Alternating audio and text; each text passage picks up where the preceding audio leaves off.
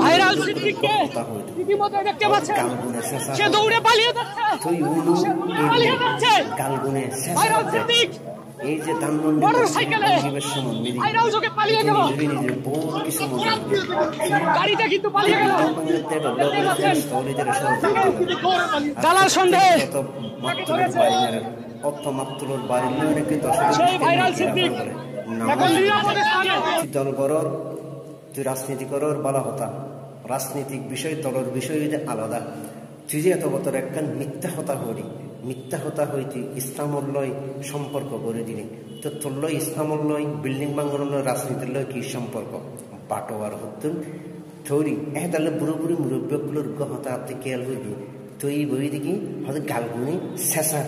তুই যে 32 বাঙ্গি বৈশ্য মন্দিরে ফাপ করে গেলি এই ফাফিন জরব চলত দিয়ে